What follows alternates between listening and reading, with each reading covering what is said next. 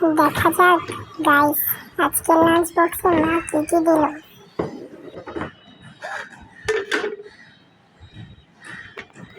প্রথমে মা দিল গরম গরম ভাত,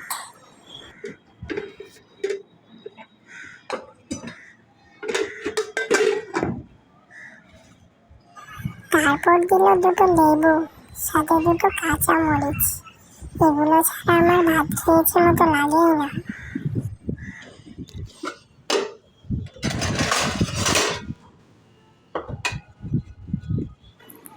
বন্ধুরা, আজকে স্পেশাল শুটকি দিয়ে বেগুন রান্না করেছে মা। এটি মার হাতের অমৃত, এতই মজা।